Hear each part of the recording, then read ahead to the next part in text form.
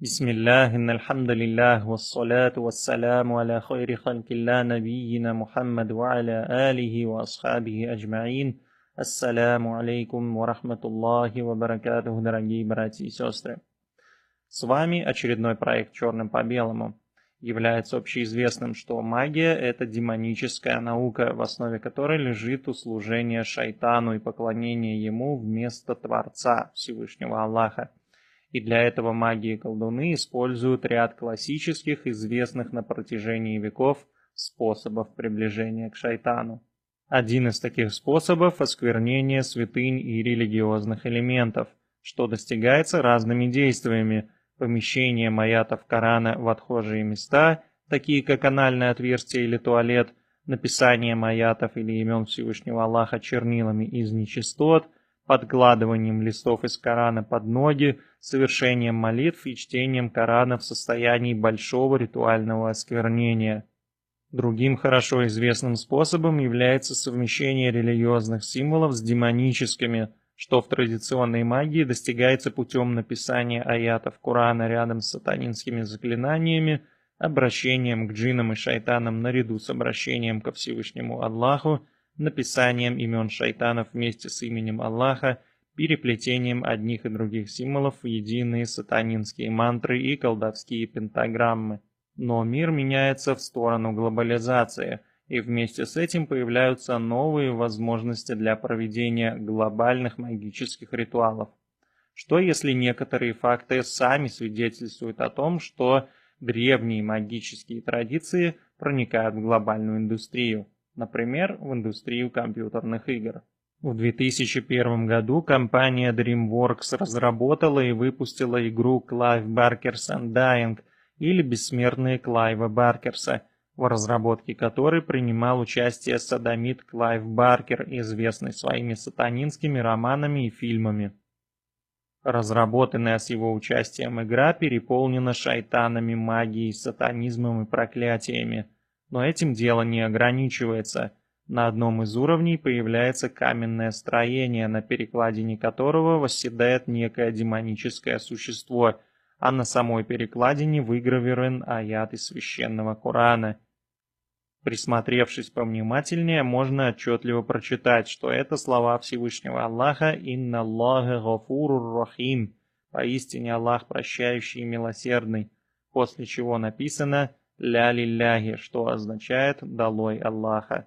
Какова вероятность того, что разработчики сатанинской игры, в то время, когда искали подходящий орнамент для каменной плиты, случайно открыли Коран, даже и не подозревая о том, что это за книга? В 2005 году компания Capcom, тесно сотрудничающая с компанией масона 33 градуса Уолта Диснея, выпускает третью часть серийной игры Devil May Cry, или «Дьявол тоже может плакать». На одном из уровней этой демонической игры, напичканной масонской символикой, главному герою, дьяволу по природе и мстителю по призванию, требуется перейти из мира людей в мир шайтанов и дьяволов через двери в неком замке.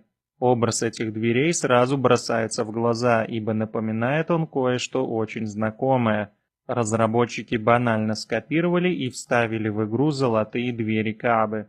На дверях между миром людей и миром шайтанов виднеются все те же элементы, что и на настоящих дверях Каабы: имена Всевышнего Аллаха и аяты из Корана.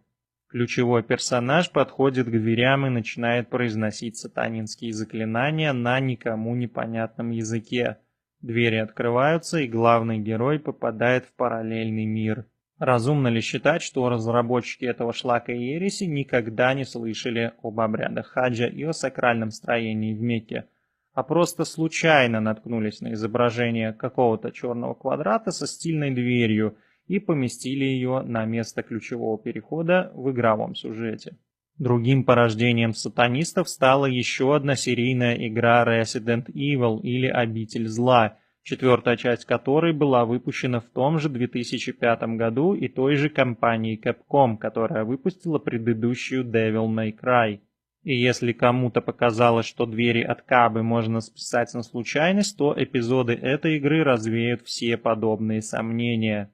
В этой игре масонская компания предлагает сыграть за спецагента, спасающего дочь президента от сакральной организации Los Illuminados, которая, конечно же, никак не является отсылкой к тайному обществу масонов-иллюминатов. Двери одного из колдовских замков этой организации имеют вид дверей пророческой мечети в Медине. Визуальный образ дверей был лишь слегка обработан. На выгравированную в центре двери позолоченную надпись «Мухаммадун Расулюллах» была наложена эмблема Иллюминадос, все остальное осталось на своих местах. Но это не единственный богохульский сюжет в этой игре. В следующей, 5-й части «Обители зла» все те же разработчики надругались уже над самим Кораном. В одном из эпизодов главный герой должен пройтись по библиотеке, на полу в которой валяется не что другое, как перевернутый лицевой стороной вниз мусхаф. Это кощунство дополняется еще и тем, что игроки стремятся идти именно вдоль книжной полки, тем самым наступая на мусхаф ногами. Действия разработчиков Capcom, возвеличивающих в своих произведениях искусство масонскую символику и оскверняющих исламскую, не являются случайными. Это вполне себе целенаправленная тенденция, служащая определенным целям. А вот еще одна компания, посягающая на исламские ценности, не менее известная в компьютерной среде Activision. В 2009 году она выпустила игру Call of Duty Modern Warfare 2 или Современная война 2. На одной из карт игры разработчики разместили картины, обрамленные именами и атрибутами Всевышнего Аллаха в старом разрушенном туалете, прямо над грязным унитазом. На рамке картины отчетливо виден хадис посланника Аллаха, саллаллаху алейхи вассалям, «Инна Аллаха джамилюн юхиббуль джамаль», что означает «Аллах красив и Он любит красоту». Не все картины на этой карте имеют обрамление из арабской вязи, но в туалете помещены именно эти. И тот факт, что картины подобного вида вообще являются фурнитурой не туалета, а гостиных комнат, подтверждает то, что в туалете они были размещены умышленно. Опять же, скептики сочтут это совпадением и призовут не искать везде злой умысел. Но останутся ли они при своем мнении после просмотра следующего эпизода? На игре «Современная война 2» посягательство Activision не заканчивается. В 2012 году эта же компания выпускает еще одну серию Call of Duty, а именно Black Ops 2 или Секретные операции 2.